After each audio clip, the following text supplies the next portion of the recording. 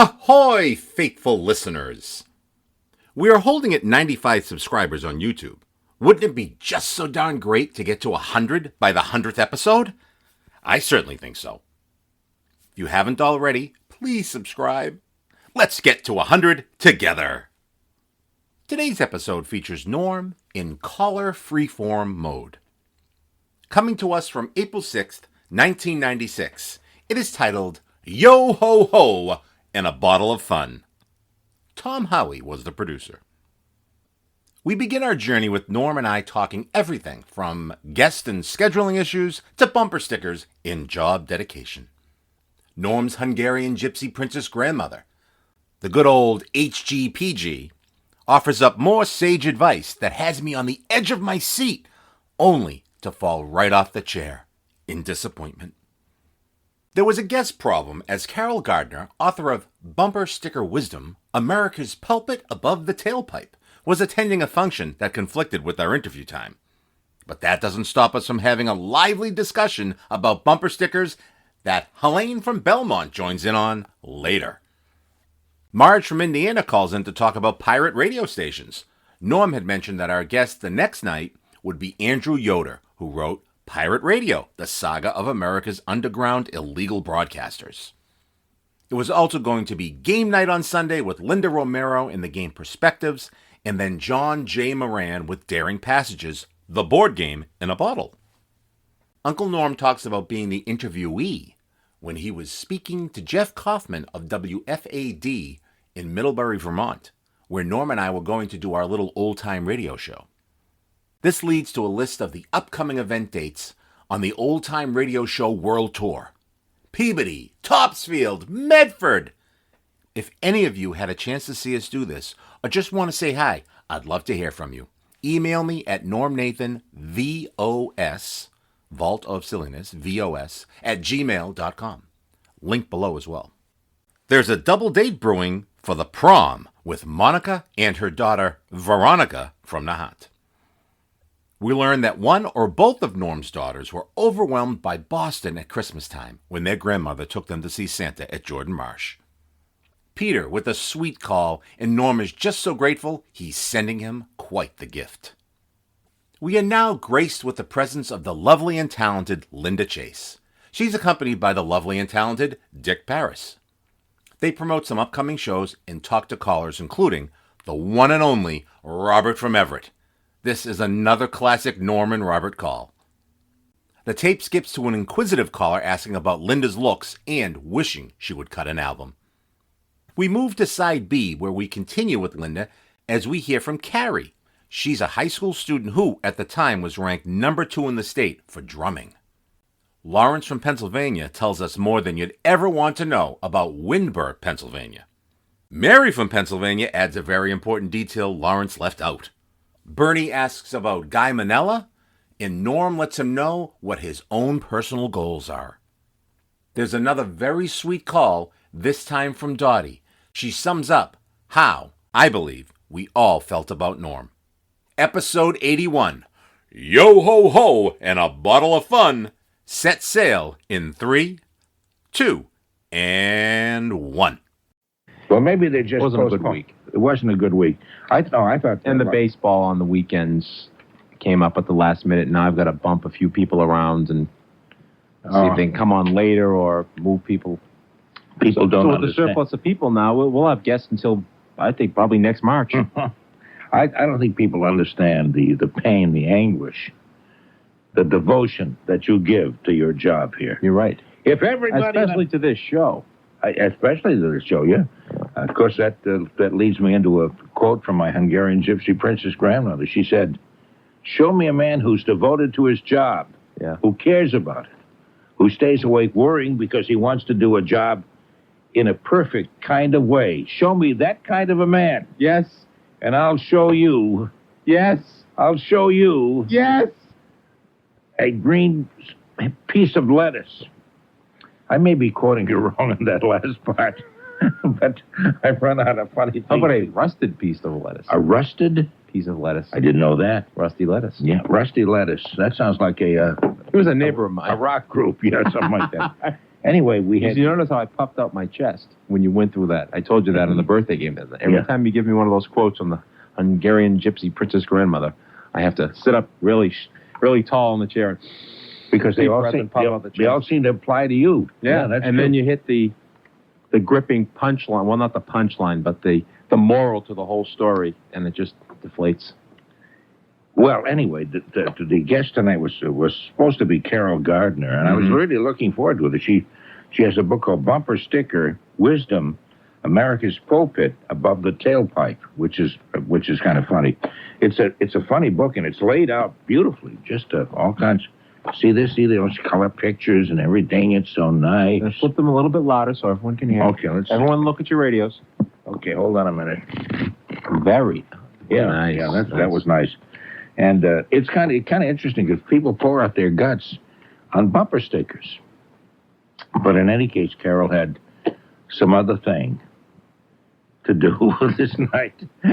Anyway, she said some kind of a something or other. It's funny about bumper stickers. You remember the signs people used to put in their windows? Those little, they used to look like traffic signs, but they had different sayings on them.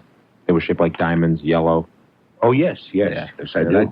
That went the way of the dinosaur, didn't it? Yeah, the one that I always wondered about was Baby Aboard. Was it that? Baby on Board? Baby on board. That's the one that probably started the whole thing. Because then there was the one I had, which said ex-girlfriend in trunk. Really? Yeah. I never saw that one. But baby, it's like I have a baby on board, so don't run into me. Otherwise, I expected somebody would run into that person. A lot of them don't make any sense. Some of them are quite obscene, but a lot of them, really? Which ones are those?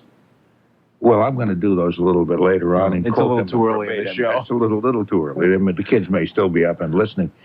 But it's kind of interesting, the kind of bumper stickers, aside from the fact that we've always had them for political candidates and all of that. You know, Tony Nesbitt for mayor. Yeah. That kind of stuff. I don't even have one of those on my car.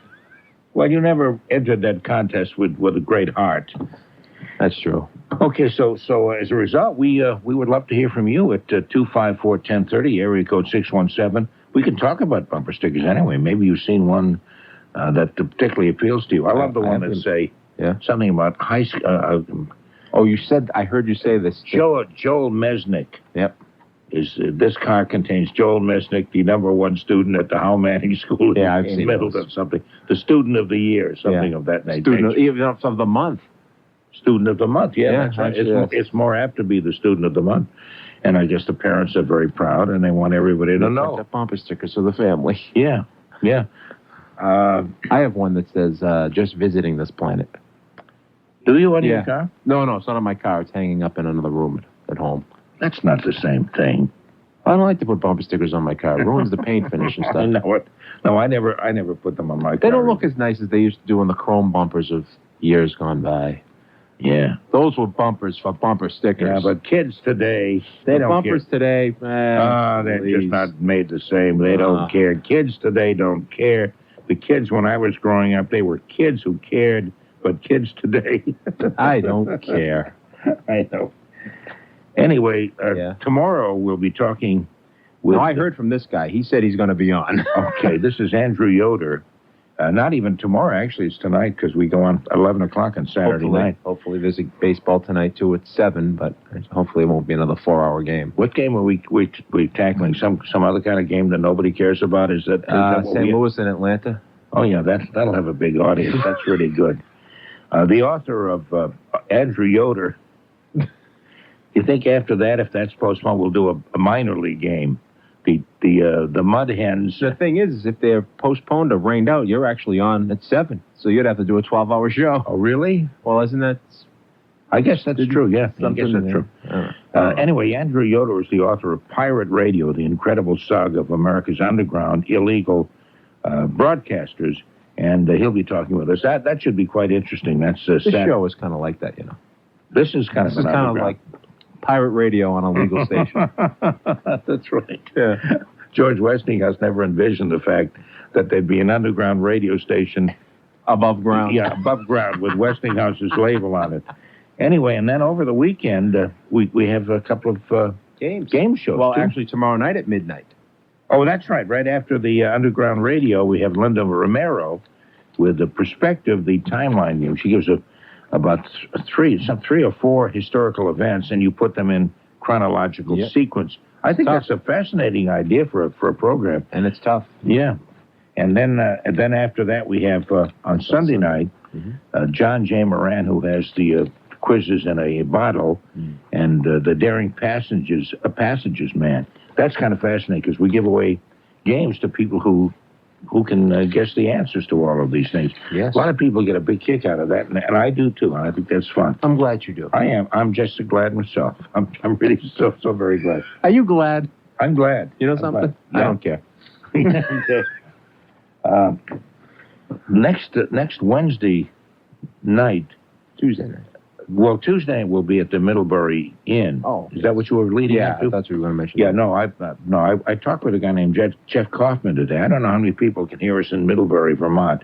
I have gotten calls from there before from people who were planning to be up in Middlebury.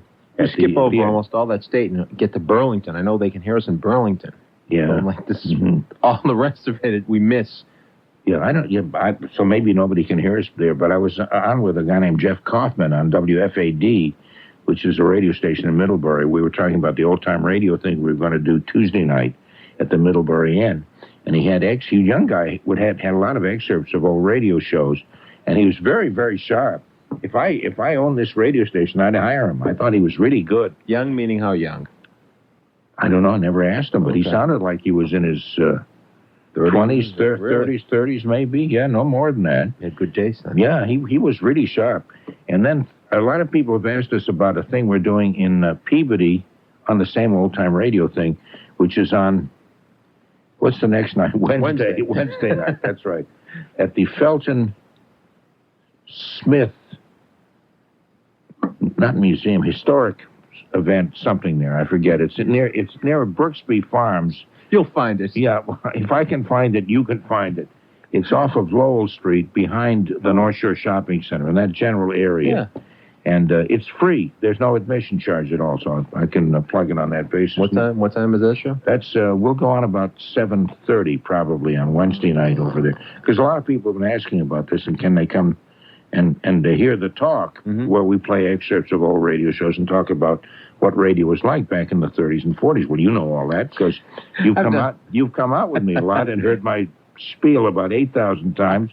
I get up there and I tell the same jokes and I say the same things. And I think you're very nice for being courteous enough and not saying, I heard that before. Shut up, old guy. And I do the same things too. Because I have to react the same way to all your corny jokes. No, you're very nice. You sit up there and smile like you never heard what I'm saying. This is like the first time. Big time show business. Yeah. So this is the Felton Smith thing. It's on Felton Street, which is why it's called that. And I don't have a name yet. What's the Smith have to do with it? What's that? What's the Smith have to do with it? I'm not even sure it is Smith. Maybe it used to be Smith Street. Might have been Smith Street, yes. Might have been. Or maybe Felton Street leads into Smith Street, or it's at the intersection of the corner. Oh, I don't know. Anyway, that'll be on Wednesday night. They have a little business meeting ahead of time at 7, and we go on somewhere between 7:30 and 7:45 in Peabody. If you can find it. Yeah, if I can find it. If not, I hope they'll kind of vamp till ready. You'll phone it in. I'll phone it in. So that's what's coming up. We'll be also at St. Rose's Church in Topsfield, which is another. I don't mention a lot of places we are at because a lot of them are private party kind of things. And but this one is public and there's no charge. And then another one. And then St. Rose's Church in Topsfield a week or two later. That's also a nighttime thing, like on a Saturday or Friday or something night. I don't know. I'll look that up. Jeez, busy schedule. Yeah, no. Oh, busy. Life is busy. You ever notice how busy life is? When's the next show we do together, anyway? Isn't it in Medford? Yes, we do one in Medford. I don't have the schedule right in front of me, but we'll talk about that for people. There's a lot of people get a kick out of meeting Tony Nesbitt. I don't know. No, why they do that, I'll never know. But anyway, that's the thing. Meantime, we'll be here through the night till about 5 in the morning. Later on, we will play the dumb birthday game right after 3 o'clock. If you'd like to play the game with us, you might call Tom Howie at 254-1030, area code 617, and say, Tom, you know, I'd like to play the dumb birthday game. And he'll talk with you, and maybe you will play with us. We'd like that. And when he answers the phone, he goes, yes. Okay. Anyway, 254. We'll take some calls in just a minute, or whenever we get some. Whichever comes first. I think it's okay to talk about it because it's ancient history. So nobody's going to get in trouble at this point. Okay. In 1981 or so, in Bloomington, a crazy guy, I'll just give his first name, named Bruce, and a number of other people got together a small transmitter. This is on FM, and later it was on shortwave too, and they called it Jolly Roger Radio. And the way they operated, they would set up in various people's apartments. And it was very much free-form. Everybody had monikers, of course. And in order to take requests, they would have someone stationed at a payphone. And, of course, each time they were on the air, it would be a different payphone. And so they would move around from apartment to apartment and from payphone to payphone for the requests. But I think that later on, he was almost daring the FCC to catch him because he would stay on longer and longer and be on shortwave, and ultimately he did get caught. Yeah. But when I was part of that, I was a grad student, and my moniker was Fearless Folklore. Uh-huh. And though I didn't particularly want to get caught because I was in the middle of doctoral exams and I had too much at stake, so I wasn't really into challenging anyone. So I did shows, but I would tape them at home and give them to Bruce, and they would then be aired later on. Now, what happened to Bruce when he was caught? It doesn't seem to me like one of the major crimes of the world. I don't even know that he did jail particularly. Actually, what's the ironic thing is that he's now in legitimate radio. His family, I guess, is pretty well off, and they have a number of radio stations in Indiana. I guess it's called Quinn Family Enterprises. I've just given away his last name, and they have a legitimate station now outside of Indianapolis called WQFE, which is sort of oldies and, very conventional format. They're no longer, because obviously... He swung away from the pirate underground wild kind of stuff, and he's become one of the establishment. He certainly has. But it was quite an experience and quite an adventure to have been involved in that. Yeah, there were a number of people, I guess, at one point. We'll find out tomorrow when we talk with Andrew Yoder, the writer of this book, about different forms of it. There are some, just how it went. I know some people set up stations in their basement and all that kind of stuff, and just broadcast fairly low power, so you can only pick them up in not great distances and all. And they would broadcast all kinds of stuff. But I guess there's equipment that can home in on these stations so they can find out where they're coming from, and eventually will get to you, like your friend, after he's been on the air for a long time. But I can't imagine anybody getting a prison sentence for that.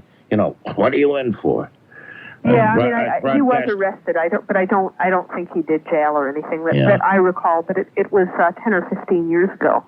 But because I have, of course, I guess he did manage to reach quite a distance when he did broadcast on shortwave, which I never picked that up, but he apparently did. On shortwave? Yes, he was able to broadcast on FM, which was very local, and also was able to get on to shortwave, too. Yeah, what did he broadcast? Did he broadcast anything worth listening to? Well, I thought so. Everything from real traditional folk music to punk to just silliness. It was certainly eclectic in what I guess is called in the underground biz free form. Yeah.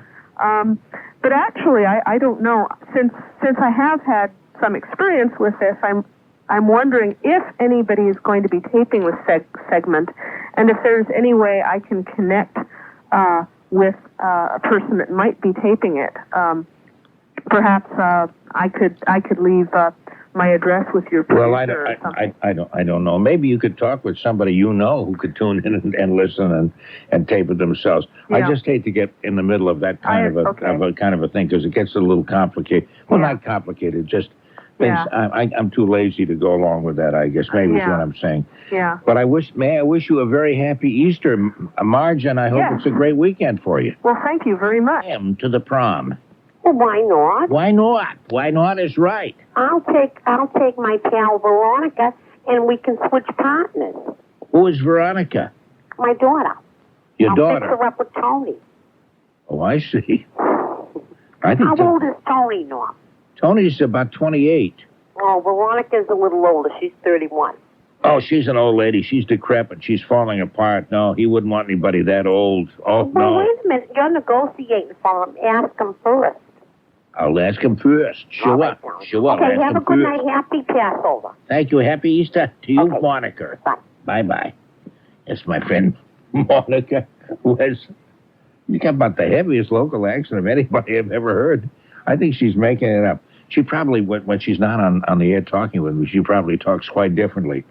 Hello, I'm Monica, and I live in the haunt. She probably talks like that. She's just putting that on. Anyway, 254-1030, area code is the very lovely and somewhat sensuous 617. We pay plenty to have that kind of an area code in this area. And I want to talk to Helene. If there's anybody in the entire world I want to talk to right this very minute, it's my friend Helene. Hello. Hello, Norm. When I called, I said I was asked what I wanted to talk about, and I said nothing really, but he sounded rather forlorn and desperate. I know it. He doesn't. I must tell Tom. He's a nice guy, and I think according to the WBZ Westinghouse rules, you're supposed to ask somebody who calls what they want to talk about. I suppose if they can say we want to talk about how we're getting a gang of people together to blow up the custom house, then it'd be okay, because then you've given a reason. But normally I don't care. As long as mostly I'd like Ed Tom, and who's very perceptive, just to find out whether the person sounds like a nutcake or not. I really don't care what you talk about, as long as we don't get too heavy. Well, I even said if there are a lot of lines lit up, just forget it. But he put me on anyway. So well, I'm glad he did. You could have said, let me see if I can give you some reasons for other people for calling. When Tom says, and this is Tom Howie, who's our producer, who's the fellow you talk to, if he says, what is it you want to talk about? Say, I'm polluting the Charles River so that anybody within 100 yards of it will die of a dreaded acid drug. Now, that's not too glamorous. That doesn't sound too good. No, that's not a good reason. No, and no one would be going out to do that in this weather. I know it. I mean, nobody would believe that, too. I was just trying to think of something that would shock him. Well, I was going to say that I'd like to have heard the bumper sticker lady. I would, too. We're going to try to reschedule her anyway. Tony says she's at some kind of meeting, I don't know what, and it's going to take about 3 more hours before she gets back home. I'll be awake then, but I won't be awake then myself. I rather like bumper stickers. As a matter of fact, I use so many that I may need to use a periscope in order to drive. But for a while I was putting the college and university stickers of my offspring, and as they both have graduate degrees as well as undergraduate degrees, it was getting, and then I added my daughter-in-law's, it was getting pretty crowded. But now they're all political, and I have a feeling that if I tell you what they are, the program will not be the sort of program you want it to be. No, but this is kind of interesting, because I was telling my daughter Sonia, who I talked with a little bit earlier tonight, this past night, I just throw that in to show you what a compassionate, wonderful father I am. I talk with my daughters quite a lot. And I said, we're having this bumper sticker lady, and she was mentioning the fact that very often you can like a person or dislike them intensely by the bumper stickers, particularly if you're very much tuned to politics, as I know you are, and I am too. And so if they have a bumper sticker about some schmedrick kind of candidates you don't care about at all. You know, you almost want to jam them, run into them, run them off the road. You know. Anyway, that you get quite an impression. But the Carol Gardner has bumper stickers in it that deal with a whole lot of other things, not just political candidates. In fact, most of them, although some of them get political. Like here's one that says, "Anita told the truth." This is obviously the. I guess we all know what that is. Well, I have some that, apart from as you can imagine, I have Clinton Gore, I have Kerry. I have my favorite is Friends Don't Let Friends Vote Republican. That's great. And someone brought me one that has a paw print on it and says Socks 96. Oh, Socks 96? Okay, I was just looking at some that she has here. Feel safe tonight, sleep with a cop. And anyway, the funny ones, even if you don't agree with them, I think some of them are kind of funny. Let's see. Some of these I can't even read on the air. Some of them are really wild.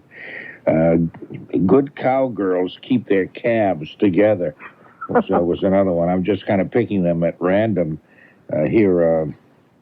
Some of them are very serious. I've seen this one a lot. If you can read this, you're too damn close. Yeah. A lot of people have that kind of thing. It's bad enough driving sober. Don't drive drunk. You know, so some of them make sense. Anyway, a lot of them are kind of funny. You wonder, the people can you design and have made a bumper sticker especially for yourself? Are there companies like that? I think there must be, because I've seen some that are rather personal, so I think they must have been made on order. Yeah, they couldn't be made in any mass numbers at all, because there wouldn't be that many people. Here's one, Nobody for President in 92, and it's sponsored by the Nobody for President Committee. 92 would have been the year, of course, President Clinton was elected, but they didn't like him and or whoever was running against him at that time. That was Bush and Perot. Yeah, that's right. Okay. My son, I can't read that one. Yeah, one that I like, and I have seen this one. If you think education is expensive, try ignorance. Oh, that's lovely. I do like that one. I like that. Yeah. I like the one Tony said, my ex-girlfriend is in my trunk. I think that's wonderful. Yeah, I've never seen that one. I think that's great. I love my boss. I love my job. I'm self-employed. So I'm not a bum. My wife works. And one says, kick a lawyer today. I think a lot of people would probably applaud that. I think we've become so anti-lawyer. Well, my grandson, one of my grandsons is probably going into law, and he said he finds now that he's an object of scorn. And even my son, who is his uncle, said when I mentioned the fact that the boy's mother had said she sensed since he was 2 that he was going to be a lawyer, my son said, she said that about her own son? I very rarely ever put bumper stickers on my car. You say you put a lot on yours. Oh, I do. I gave up putting the bumper stickers, the stickers for the universities. Now they're all political, and even so, it's getting hard to drive. That's why the periscope may be the next purchase. Yeah. Maybe they should sell cars with periscopes for people who are very political. Now, the last bumper sticker I think put on my car was back in 1978 when the town I lived in, not lived in them, I may still live in the same town, we had the bumper stickers celebrating our 250th anniversary of the founding of the town, of the naming of it and all that kind of stuff. So, but that's about it, and that's not terribly political. No, and they controversial. Not controversial at all, and they were kind of chintzy stickers. They kind of fell off, I think, about after 3 days. Well, they do a job, but my car is, it's the one, it is now 10 and a half years old, and it still just has less than 15,000 miles. Is that right? What do you do? Just drive it out of the garage and back in the garage again just to keep it warmed up? I drive around Belmont. I have not got agoraphobia to the point of not wanting to leave the house. It is so far just not wanting to leave Belmont. It's probably going to get worse. Well, a lot of people want to drive to Paradise, but you're already there.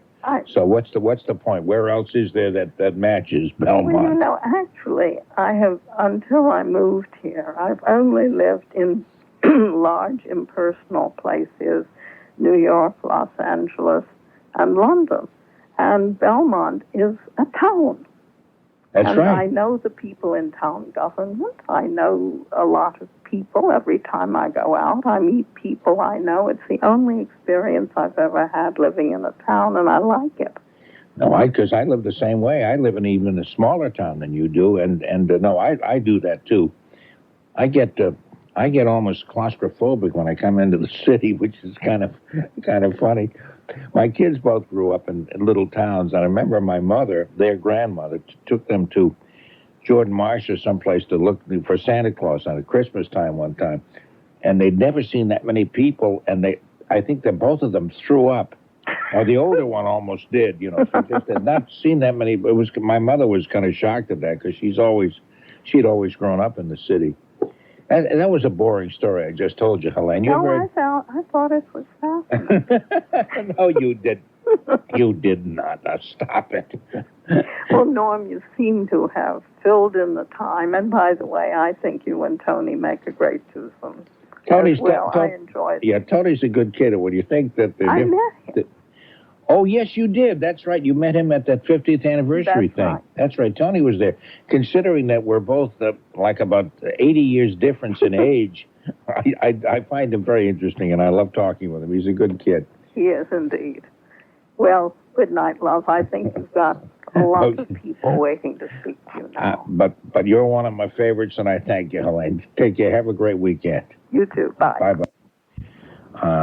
Did I just say, I said that on the air a little while ago, a guy named Jeff Kaufman, who does a program on WFAD in Middlebury, Vermont. We talked about old-time radio, even though he's a young guy, between 11 and 12 this morning.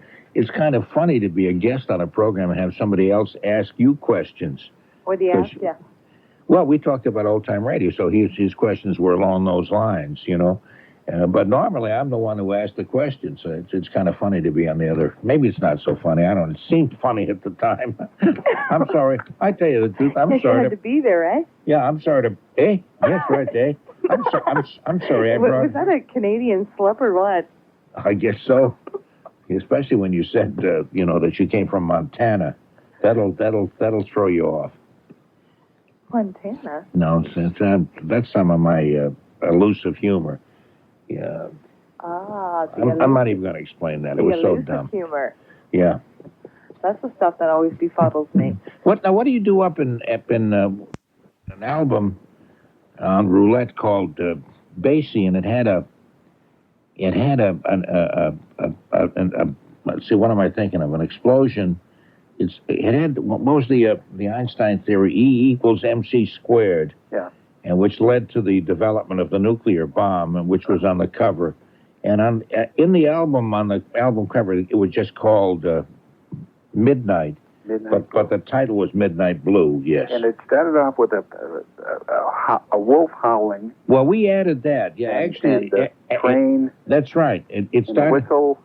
That's right. We added that to the Basie song. We added either wolf howling, a coyote, or it might have just been a dog howling. I don't know. And we also added the train. Yeah. That and to that, but that wasn't on the original record. As a matter of fact, in the original album, it was, what do they call it before stereo? It was it wasn't even stereo. When they reissued the album in stereo, they left the song. They left that high fidelity. Well, yeah, but what if it's not stereo? It's students. I can't. How you doing? We're making a lot of noise here, aren't we? Knocking over the whole house. Yeah. Hey. And hold on just a minute. Linda Chase is just here. Are you familiar with Linda Chase? Me? No. Yeah, no, I'm looking right at you, Peter. Yeah, you're the one I'm talking to. Yeah, Linda Chase does our theme music. Yeah. Hi, he's wonderful. He's so swell and, that kind of stuff that she does. And with you, Linda, is who? This is Mr. Dick Paris, the former lead singer and leader of North Shore Acapella. Oh, I'm yes, sure you've heard it. yeah, we met before. Yeah. Yes. We're going to be doing some great theme songs for you. Oh, good. Oh, really? Wonderful. Yeah, you missed our duet night. I know that. I feel badly about that. That was for some reason, it was a tough weekend for me. I think laziness had set in or something. I don't know. Was that up at Natalie's? Well, we do it at Ken's on you Thursday, but the band, yeah, he's in that too. Okay, so you're just coming from Ken's. You don't mind if we talk, Peter? Hold on just a second. I'll be get back right in a minute. Okay. Yeah. Hold on. Yeah, because you're coming from Ken's Steakhouse where you play on Thursday, Friday, and Saturday. And Wednesday. And Wednesdays too? Yeah. Is that a She does. I'm much too lazy. He's there with me on Thursdays now. I forgot Dick Paris. Dick Paris. Dick Paris. That's a great name, Dick Paris. You're not related to Jackie Paris, right? You know Jackie Paris, obviously you'd probably Actually, the only Paris I know in the Boston area is Rebecca Paris, who is... That's right. She spells it with 2 R's, as I recall. Does she not? I think she does. Do you spell it the same way? Actually, I spell it any way that anybody will accept. Yeah, I ask some of the most stupid, unimportant questions in the entire world. This is the stupid question program. Let me get back to Peter for just a minute. Are you still there, Peter? I'm still here, but please continue with your guests. What a nice, polite guy. Yeah, you are. You're a laid-back kind of guy, which is really nice. No, we were just talking. We'll talk again in just a little bit. But anyway, I appreciate you remembering the theme music. I think I asked you the last time when you brought it up. Yeah. Because you sound much too young to have been around back during that period. Do you just sound young, but you're really an old, decrepit? How much? I'm in my 50s, so I remember the Sounds of the Night. Okay, because... It was a wonderful radio show. Okay, no, I appreciate you remembering that because the program went off the air in, let's see, about 78, 78, 88, 98. Somewhere around That's there. almost 30 years ago. You would have been just a young guy then. I was just a kid. But you were my mentor, and you taught me to love good music. I thank you very much for saying that. You know something, Peter? I'm going to send you a box of graham crackers or something just to show you how much I appreciate what you're saying. Maybe with a little small serving of guava jelly. It goes pretty great with that. Well, have a nice holiday. You can't wait to get rid of me, can you? I can just tell. Okay, Peter, thanks a lot for the wonderful call. talking to you, Norm. Nice to talk to you. Have a Bye-bye. happy Easter. Bye-bye. Bye-bye. I've been noticing a lot the fact that a lot of the callers can't wait to hang up on me. I'm the only talk host with the listeners hang up on. Somewhere in the guidebook, it's supposed to be the other way around, but it never works that way with me. They have that button. You need your producers to have one of those like bomb sounds, like blow them up off the air, like. Hey, what's going on? Tell me what's happening here. We're doing an incredible duet thing. We've wanted to sing together. We've sung with each other's bands. I've sung with acapella. He's sung with my band for 20 years or something. Something to that effect, yeah. At least that long. And yeah, go ahead. After you. No, after you.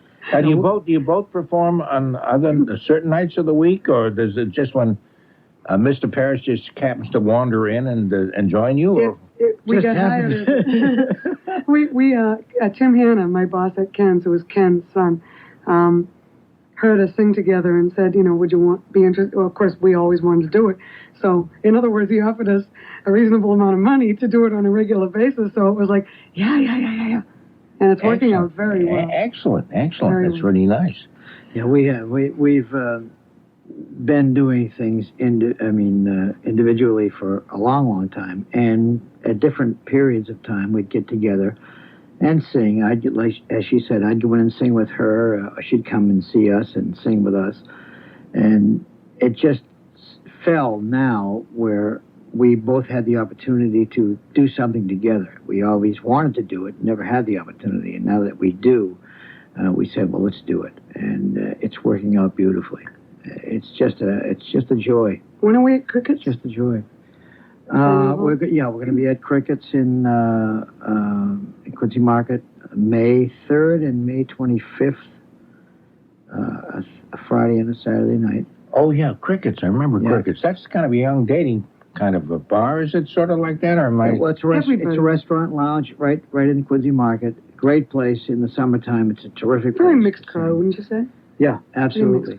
Absolutely. Yeah, so it isn't just young people looking to pick up people? No, it's a lot of fun. No. It's a lot of fun. It's got a great place to work, and with the tourists, especially in the summer, all the tourists that come in, it's filled up with all those kinds of people, and the regulars come in. A lot of the regular people come in the summertime, but it's a great place to work. And when are you guys going to be working there? May 3rd and May 25th, and hopefully many more times. But we're looking forward to it. But right now, Thursday nights, every Thursday night at Ken's. That's when you get together on Thursday nights. Are you going to come down and have dinner with me? I will. This has been I miss our dinners together. And you will, of course, get up and sing a couple of songs with us. I'd love to, yes. There you go. That goes without saying. There you go. I do blues in a guttural kind of throaty kind of way, you know. Well, we'll get into a little Sam and Dave, maybe a little, whatever fits. Also, I do a lot of Yiddish folk tunes that I know. I can do that. You can do that too. With slide guitar? I can sing lute. I can sing.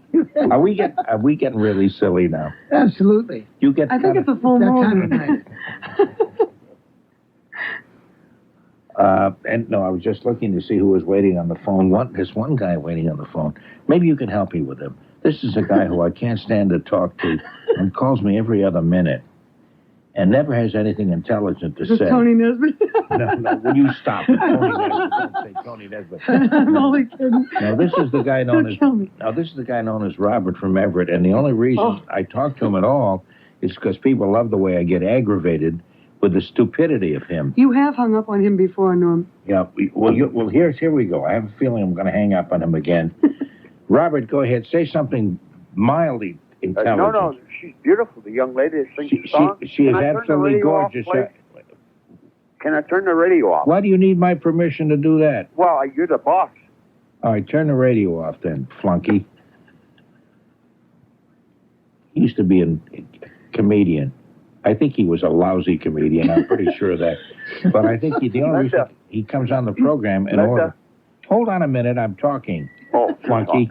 That's your show, I know. No, yeah, so shut up. Do anything you want, sir. Shut up, Robert. And I think he comes on the program because he still wants to do shtick, and there's no other program in the entire world that would allow him on the air. They would not. Nobody would hire him for a nightclub thing, and so he kind of relives his feeble efforts in show business on this program. It's really pitiful. You're getting this. Yeah. You get the message on this? Okay, Robert, they understand you now. I just painted a picture of you, and it was not pleasant, as you heard. And a marvelous picture of you. Yeah, but the thing is, he'll still continue to call back no matter what I say about him. There's a frustrated man. No, I am not frustrated. You're my best friend.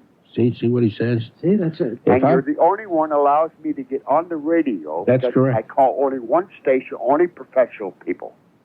No, you call me because I'm the only one who allows you on the air. And the only reason I allow you on the air is because people who listen say, I love the way you get aggravated with Robert because he sounds so dumb. Isn't he beautiful? Linda. Yeah. Linda, isn't he beautiful? He's the most wonderful. He's like a doctor to me, almost. What He's kind? like a doctor. What kind? I don't know. He just talks to me, yells at, screams at me, hangs up on me. That's a very strange kind of free psychotherapy you're getting there, Robert. Linda, may I ask a personal question? It depends. Well, no, you did is a promo or like the commercial you did, and you sing his show. I hear all the beautiful voice and everything. Thank you very much. No, I'm serious. Do you still get residuals for that? Those songs, myself and my partner David Currier did as a labor of love, shall we say, in exchange for all this great free publicity. No, we just did it because there's not too much to do on the long ride home at night. If you ever knew any musicians, sometimes we had 3 and 4 hour drives cross country or down from Canada or wherever we were. And Norm just made us laugh and smile, kept us awake, comforted us in our miserable trek across the the flatlands, wetlands, and lowlands, highlands, whatever, of this wonderful country we call America. And driving Thank you very much. Driving through Litchfield at 3:30 in the morning. And Ethel. Yeah. And And then all those cities things. I've never seen before in my life. 3:30. The cities that rise You out do of a lot of traveling? not anymore. No, I used to do it all the time. Oh, see, here he goes with his showbiz career that nobody cares about. I'd drive down the highway. I'd come from a gig or somewhere. They send me 100 miles away. Did you actually stand up in front of an audience and try to do comedy? I did it all my life since I was 5 years old. Because I've never ever heard you say anything funny. Now, what kind of an act did you have anyway? I was a genius. I was beautiful. I was gorgeous. I was 6 feet tall. No, I don't care what you... blue eyes. Hold on a minute. I don't care what you looked like. Did you have an act where people cared about the things you said? Were you really funny? Because I don't find you funny at all. I know because you never caught my act. Well, I know, but even then you'd come on You the program. must see my act. Hold on a minute. I don't Even stand if up you- and do dumb jokes. I stand up and entertain the audience. How do you do that? I sing. I do impressions. I do pantomime. I dance. I hate that word.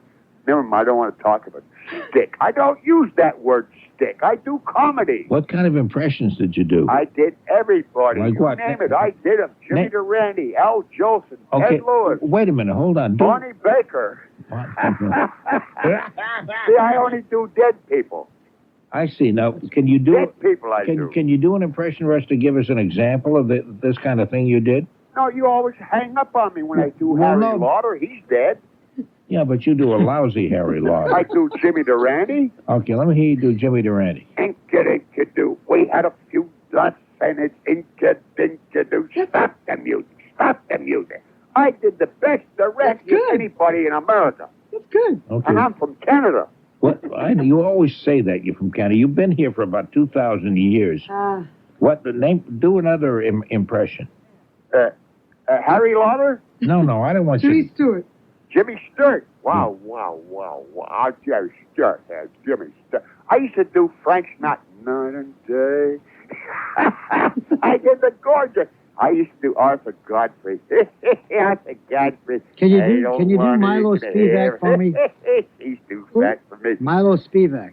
You don't see that, but when I did it, no, he was Milo alive Spivak. when I did him. Push Milo Speed. I have no idea. Linda, this is the longest time I've ever been on with Norm Nesbitt. Yeah, it reminds me of the old big band singers, really. It's really an unusual voice she has there.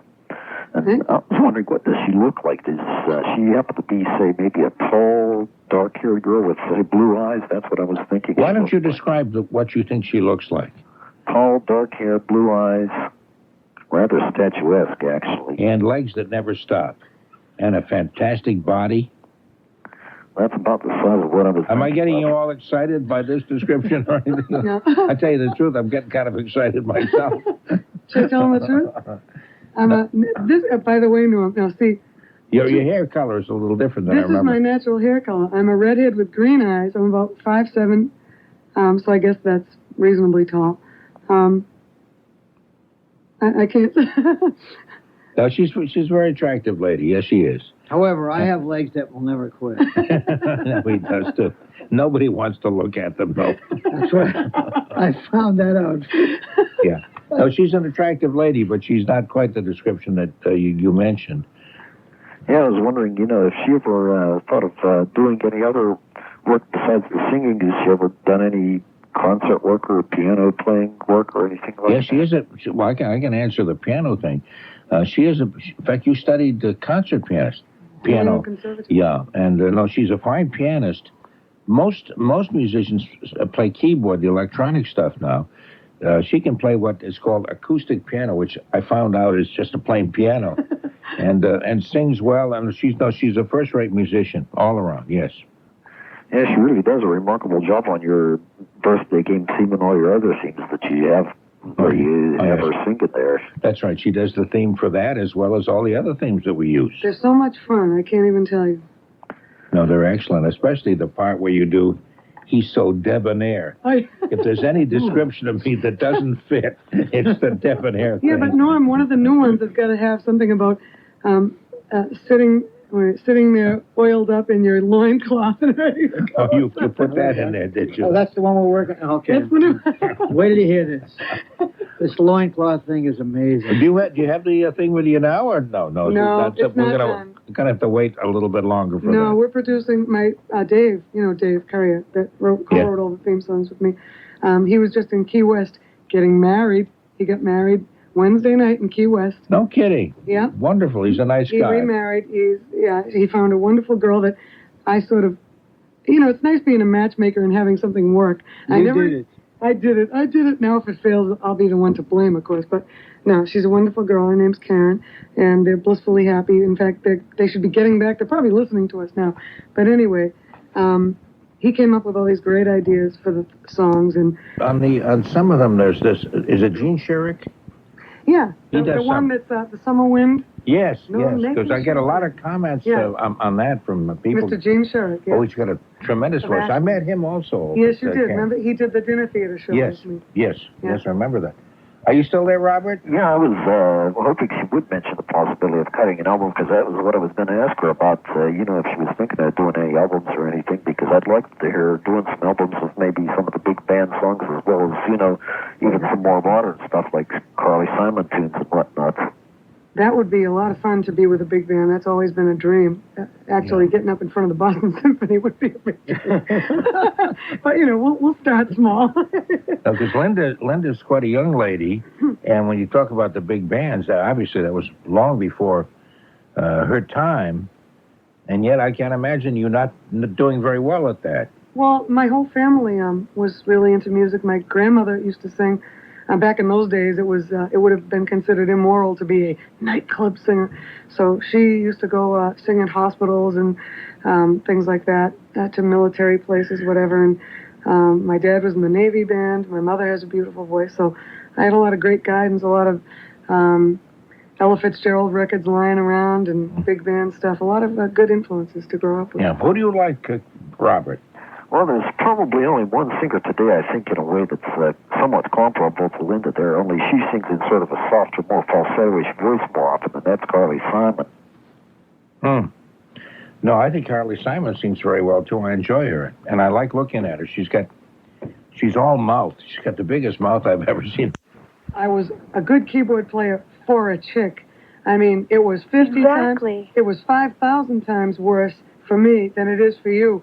I mean, you've come a long way, babies. Maybe an overused statement, but you know what she's got it a lot easier. No, that's an interesting point that you're both making, because at one time, and I'm going back even further than you guys are going back, or you, Linda, but they would say she plays good piano. For a girl, she sounds like a man. And then we used to do tests like that on the air. We play a piano thing and say, is this a man or a woman? Nobody could tell the difference. They really couldn't. So this business about you're a girl, you play great for a girl because you sound like a guy. Terrible. It's ridiculous, and it holds no water. It makes no sense at all. I would have thought that by now that kind of talk would have been dissipated somewhat. It's not, though. Really? Like my freshman year of high school, that's when I started playing the drums, and all 4 quarters in band, I got an F. Because my bandmaster was so prejudiced against me because I was a girl playing the drums, and I was better than everybody else who was there. And it was really hard for me because I didn't get, I usually do pretty well in school, but I failed it. F, F, F, all over my report card. How can you get back at a guy like that who is such a male sexist? Is there any way you can bring your case? Is there a higher court? You know how you get back at him? Succeed. You succeed, exactly. You know what I did? I went to a competition, and I came in, and I actually rank number 2 in the state right now. Congratulations. Right? Oh, that's wonderful. What was the competition like? It's called, it's called Northeast District, and, that was the preliminary competition, and then you go on to All-State, and it was all guys. But I went in there, and I said, this is where I can change things. So I went in there, I played as hard as I could, and I just did as well as I could, and it finally worked out for me. That's wonderful. Who are the drummers that you look up to? Buddy Rich, Gene Krupa. Ooh, Gene Krupa's my songwriting partner. Pick Dave a couple Perry of is guys that most favorite drummer in the world. Oh my goodness. Who else do you like? Steve Gadd. Gad, yeah. Let's see. Vinnie Colaiuta? Yep, of course. Dave Billy Weckl.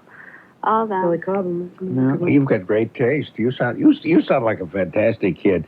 What about the boyfriends? This sounds sexist when I say this.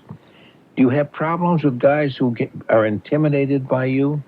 Actually, I used to have a lot of problems with it, but luckily, like the guys my age usually have a problem. They always think I'm quote unquote butch. They think because I'm a very feminine. I'm a little girl. I'm not like a big humongous girl. I'm not a beast or anything. And when I sit down and play, they kind of get intimidated if I'm better than them. You know what I bet? And am I right? Because this happened to me all through my life. I had more problems with the other girls in school because if the guys paid attention and even gave me credit for my musicianship or for being in a band because it was cool or whatever, then all their girlfriends, even if I had no interest whatsoever, were so jealous that they'd like go out of their way to try and hurt me. That has happened to me too, but I kind of turned it around in that way too because like I put myself in the spotlight. So I made a lot of friends, and I went out there, and they all know me as the drummer girl, the drummer chick. That's there you go. The drummer chick. That's so nice. I like that. What about guys who don't play drums, are not musicians? Are they intimidated anyway because of the talent that you have? Well, actually, they kind of try to demean me. Like I don't know if it would be demeaning, but like. They'll grab my drumsticks out of my hand and they'll be like, "Oh, I can play the drums. If she can play the drums, I can play the drums." Yeah, and they'll try to tap out something, and I'll just laugh at them. You mean you're talking about guys who don't play the drums at all? You mean who just because they see you with drumsticks think they can do better than you? Yeah, well, a lot of people do that, but guys usually they'll grab them. Their masculinity is being threatened. They'll be like, "Oh, I can do that. It's not so hard to do that. If she can do it." Drop those guys because they're obviously idiots. Yeah. And you don't need them because you sound like somebody very, very special. Look to somebody that's above you, not below you. Yeah, no, that's true. That's true. You sound like a fantastic. Well, if I were 17 or 18, if I were 17 or 18, I could hardly wait to call you and go on a date with you. You would have been the kind of young woman I would have loved. Well, thank you very much. And well, you sound okay, and I wish you the best. What happens now? Are you a senior in high school? Yeah, right now I'm a senior. So you're going to graduate in another couple of months or so? Yep, I'm going to graduate. I have 29 days to go, 29 school days. And counting. Yeah. And then I want to go to Berkeley. Have you applied to Berkeley? Yes, I have. And have they accepted you? Yes, they have. So you not only want to go to Berkeley, but you will. I will go to Berkeley. Hey, you will go to Berkeley. You understand, Carrie? For a dual major, I'm going for voice and percussion. No kidding. Good luck. You're fun to talk with. Thanks a lot for calling. Thank you very much. Good luck, will you keep in touch and let us know how you're doing? Of course. Okay. All right. Bye-bye. Bye-bye, Carrie. There are two places in the United States where you can see the end of the world. One is Massaponax, Virginia, where I am right now, and the other one is a place known as Windber. Oh, now, okay. now listen to me. Listen, Don. You hop in Pittsburgh, and you get on Route 22, and you go east.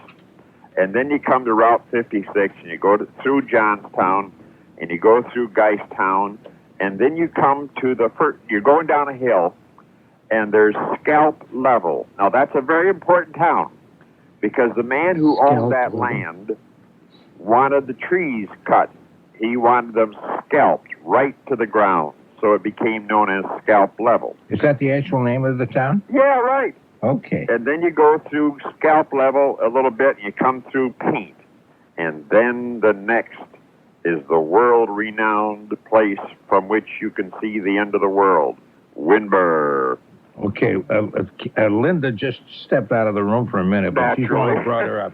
She'll be right back in just a second. No. Well, listen to me. What was I missed the original reference that she made to Windber. I think she just had some friends that live there. Well, it's a coal miner's town. And there was also a company named Best made brassieres and things of that nature.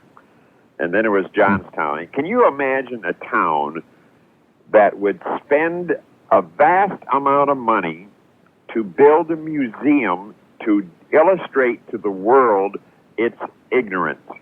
And Johnstown built a museum to demonstrate how stupid it is about floods, because they've had 3 major floods, right?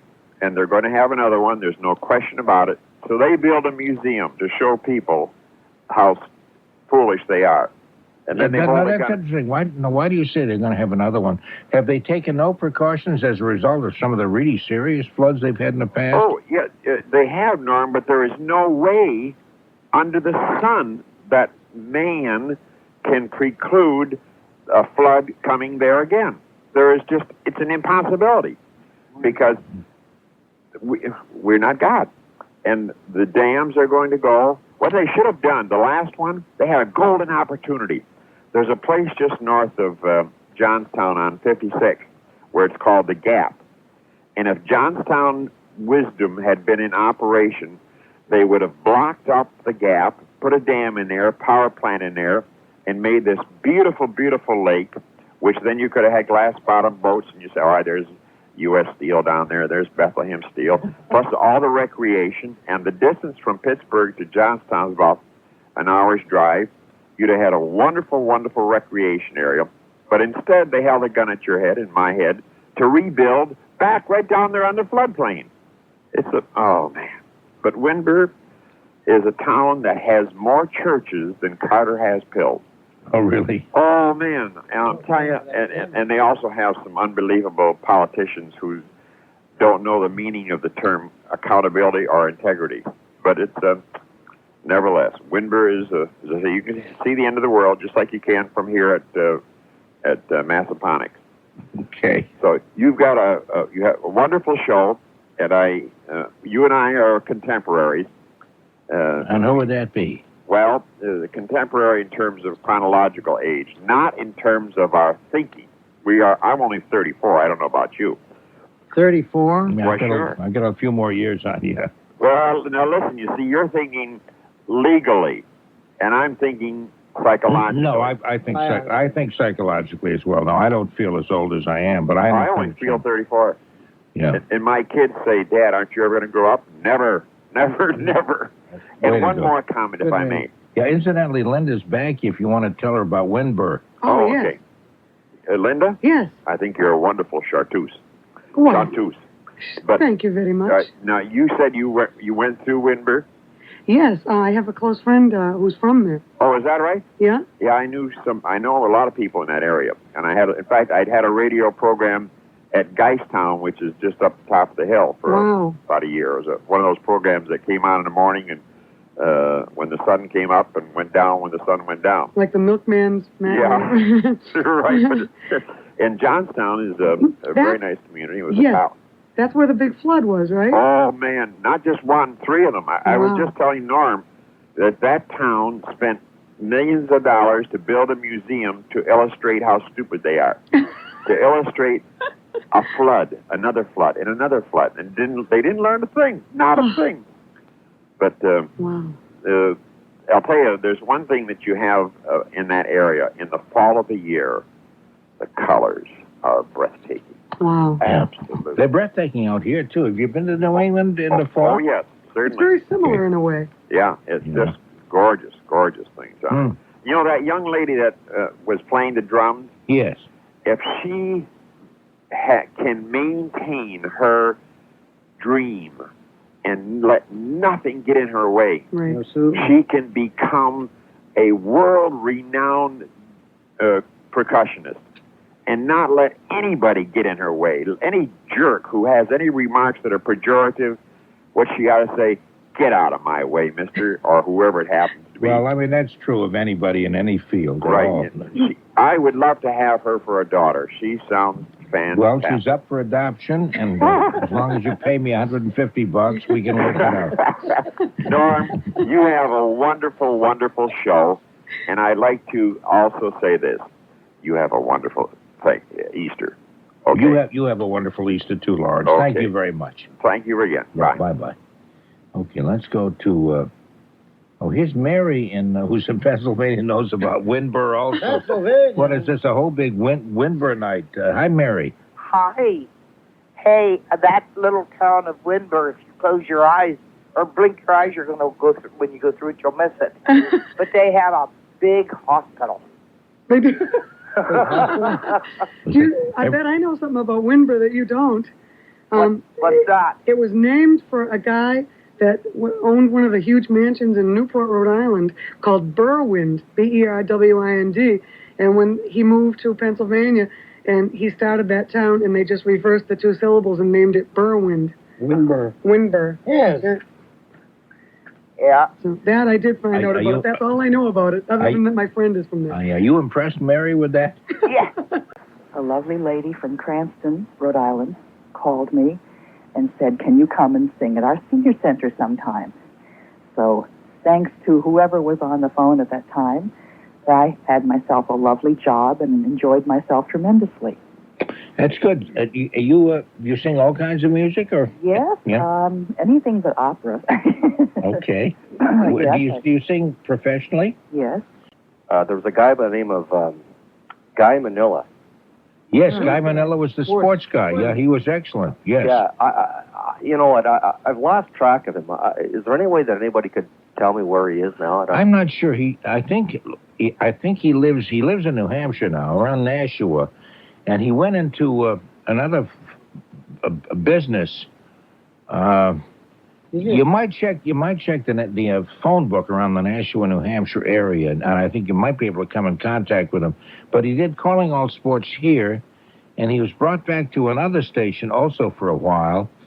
And anyway, that didn't last too long, and so he went back to his original business, which was what? He's a terrorist. Pardon me? He's a terrorist. Terrorist? Who is this guy? No, we're doing this is What we got? This is Dick Ferris, who came with Linda Chase. He fashions himself as a wit, and he's in the same category, I think, of Robert from Everett when he does those kind of jokes. That. And that's about as cutting as I can get. Sorry about that. Yeah. No, he was in the heat conservation thing. You remember when we were talking in terms of putting windows on the roof in order to, what do they call that? Solar heating? Solar heating. I think he was involved in solar heating, or that kind of thing, for a while. But you might check the operators up around the Nashua area. You might be able to. What do you think of him when he was doing? I thought he was excellent. I worked him later on. He'd left the business and he'd come back, and his coming back wasn't all that successful. It just didn't seem to work out. I don't think it was his fault. Maybe it was the way he was spotlighted or whatever. But at that point, I thought he was pretty good. Back then, that type of radio was, I think, was at the forefront of the radio that is now. Like, nobody was really doing that sort of thing then. You mean talk radio, you mean? Yeah, that sort of thing. And so I thought it was always pretty good civil dialogue. And Manila led the parade, I thought. And then Eddie Andelman and all those guys from the Sports Huddle came along. And WBZ was more or less at the forefront of that sort of dialogue then. Yes. And they got better as I thought Guy Manila was quite civilized in comparison to some of the people who came along later on. The Suze was still working here, but he was not on the air. Dave Maynard had pretty much taken over his morning show. And we had a guy here named Dick Tucker, who I thought was pretty good. He had a program called Fun on the Phone, in which he'd call people, with kind of funny situations. I'm trying to think of what that was like. It was like anything like. What's the name of that program with it?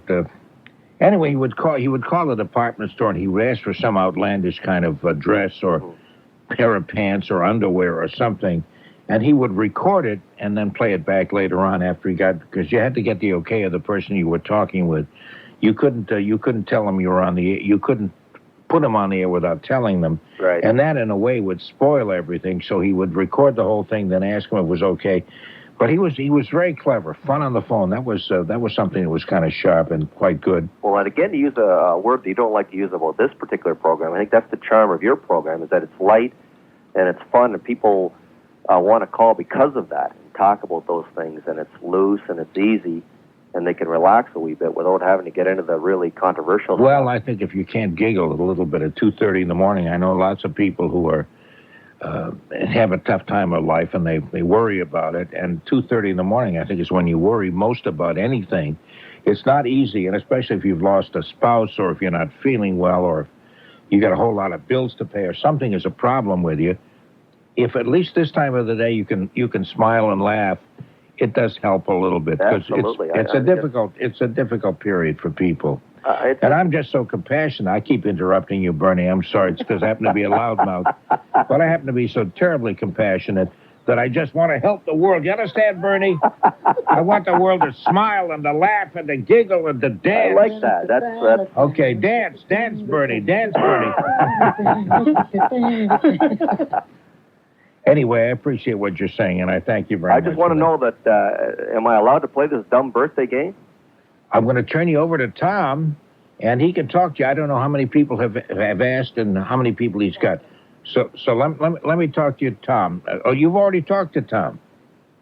Bernie? I believe I have, yes. Okay. And he's already, I guess, confirmed that. I just wanted to make sure that everybody across the Eastern Seaboard has heard that I want to ask to play this game. I see. You're a fan. Square overhead overnight work going on at least until 6 a.m., possibly later, given as it's a Saturday. And for the next hour to 2 hours, work crews will be sweeping the expressway, northbound and southbound, Columbia Road to the South Station Tunnel, moving around into a variety of spots.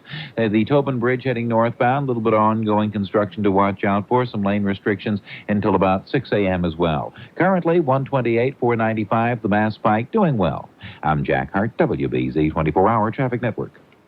Is to do something, and if you want to write, you really got to sit down and write. That's about one of the toughest jobs of all, because it's kind of lonely there just sitting at your typewriter or computer and looking at blank pages and trying to fill them in with something worthwhile. So that's the advice from Mary Higgins Clark, and I just thought I'd be your inspiration and pass that along to you. Thank you so much. We used to see you in the Bradford Room in Boston. Well, that could be. That could be. When you were, remember when you were broadcasted from there? Oh, no, I didn't broadcast from there. WBZ did used to broadcast from the Hotel Bradford in Boston. No. No? Was it the Hotel Tremaine? No, WHDH way back used to be in the Hotel Terrain. I never worked for HDH back then either, during that period. Uh-huh. But we probably met somewhere. Maybe it was Tierra del Fuego or someplace exotic, Dottie. Yeah, I know I saw you someplace. Antwerp, Belgium. I think that's where we met. Uh-huh. Dottie, I'm making jokes here, and you're taking it so seriously. It's a long time ago. Oh, no, I'm nervous, because I've been going to call you for so long, and I'm ashamed because you've helped me through so many bad times and nights, and good times, too. I'm glad. Yeah, and I thought, well, I have to call you because, of course, I wait every weekend for you to come on. Well, and thanks. This week has been a bonus. Well, that's a nice thing to say. Thanks a whole lot. That's really nice of you. Oh, I appreciate that, Dottie. Thank you. Yeah, well, what did I want to say? Oh, I really needed a pick-me-up in Alaska tonight, and your program with the birthday game was terrific. I don't know how you do it. We just sit around and giggle all night, just like a bunch of school kids. Oh, I love to giggle with you. And all of my friends, they do too. And when you're on, it makes the whole weekend, the whole week. Well, thank you very much. Yeah. Hey, thank you, Dottie. Well, goodness, yeah. I'm getting such a big fat head. I'm pretty good. See what Dottie said? I'm pretty good. You're not just pretty good. You're super. Oh, thanks a lot, Dottie. All right. I hope you have a good weekend, and stay warm now. Oh, yes. Thank you, Norm. Well, thank you, Dottie. Thank you very much for calling. Okay, 254-1030, area code is 617. The winner, incidentally, of the 2 free passes to the White House Collection of American Crafts at the Springfield Museum of Fine Arts, which is a great show and a very interesting part of the state that a lot of people here in the eastern part are not even aware it exists out there. Anyway, the winner, Gene Gordon of Holbrook, congratulations to you, and I thank you very, very much. You'll love the show, and you'll also love that. Well, you probably, maybe you know a lot about the Springfield. I've been there the western part of the state a couple of times over the past 3 or 4 weeks. I mean, I've been there before, but my youngest daughter graduated from UMass in Amherst, so obviously I would go out there a lot during that period. But it's an interesting part of the state, and I mention that because not too many people here in the eastern part seem to be aware that there is a state beyond Natick or Framingham. Thank you very much. I just wanted to preach to you a little bit because I happen to be a very boring person. Au contraire, mon ami. You were the best, and I hope you're enjoying these moments again, wherever you are. Love you, big guy. Closing the vault and cruising these radio waves home. For Norm's HGPG, my neighbor, Rusty Lettuce, Carol Gardner, bumper stickers, and bumpers made for bumper stickers. Joel Mesnick, the Howe Manning School in Middleton, Mass. Andrew Yoder, Pirate Radio Stations. Linda Romero, John J. Moran, Jeff Kaufman, WFAD in Middlebury, Vermont. Felton Smith, St. Rosa's Church in Topsfield, Mass. WQFE in Indiana. The lovely and somewhat sensuous and costly area code of 617. Sonia and Sarah Nathan, Jordan Marsh, Graham Crackers and Guava Jelly, Linda Chase, Dick Paris, North Shore Acapella, Ken Steakhouse, Crickets in Quincy Market, singing guttural blues and Yiddish folk tunes. Drummers, Vaudeville, Robert from Everett, Guy Manella, Dick Tucker, the Hotel Bradford, the Hotel Tremaine, the 50,000-watt WBZ, Tom Howie, little cafes in Antwerp, Belgium, sitting around and just giggling, and the host of the only talk show where the callers hang up on him, the compassionate loudmouth himself, Norm Nathan. I'm Tony Nesbitt.